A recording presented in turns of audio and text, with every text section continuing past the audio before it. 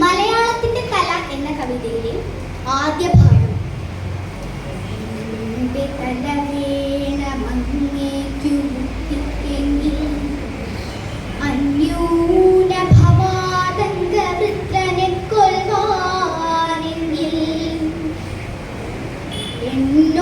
എന്നോടായതു ചൊൽവാനിത്രയും സങ്കോചമോ ധന്യനാം ദധീചിത്തം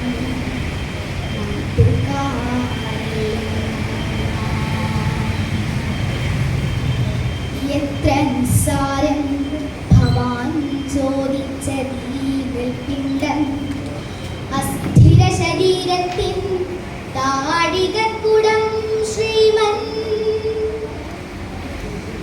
തപസ്സിനു പൂർത്തി വരുത്തുമെങ്കിൽ എനിക്കത്യൽപവിലക്കല്ലോ കിട്ടുന്നു മഹാപുണ്യം.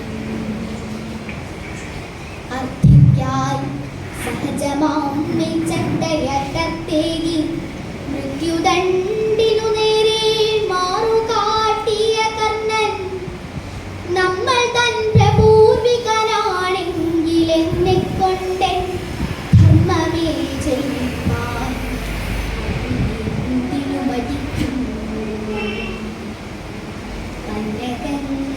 കന്നകങ്ങളിലൊന്നിനായുസ്സു നീട്ടാൻ വേണ്ടി തന്നുടെ താരുണ്യ ശ്രീപൂണ്ടൻ സുന്ദരഗാത്രം പൈമൂത്ത ഗരുഡന്റെ കൊക്കത്തു കോർക്കാനിട്ട ജീവൂതവാഹൻ സാധോ നമുക്ക് രാജാവേ.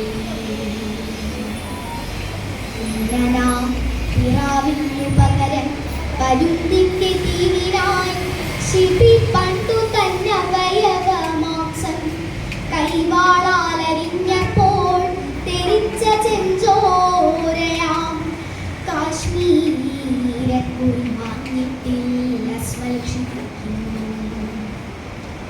ലോകത്തിൻ സുഖത്തിനായി ദുഃഖങ്ങളൊക്കെ ദങ്കലാക്കുവാൻ ആശംസിച്ചതേതൊരു മഹാത്മാവോ ആര്യന്റെ ദേവനുടെ ദേഹജ ഭസ്മാണുക്കൾ പാടിടുന്നുണ്ടെന്നീ നാം ശ്വസിച്ചിടും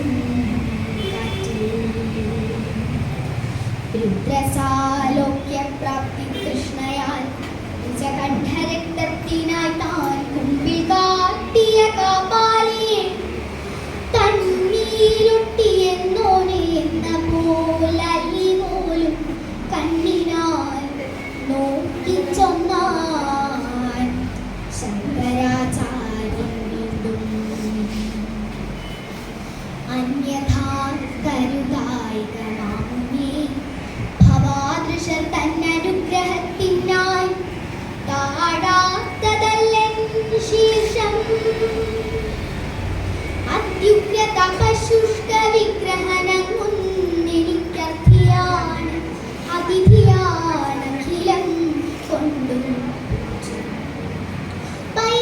പൈശാചിരിയൊന്ന കാപാലികാസ്യ തിങ്കൾ വീശി വാഞ്ചിത ലാഭ സന്തോഷ പ്രകാശത്തെ സർവജ്ഞത്തലകിട്ടി ഈ കുഴി തീർക്കാം ഹോമം നിർവഹിച്ചിടാം മെയ്യോടൊത്തു കൈലാസം കേറാം.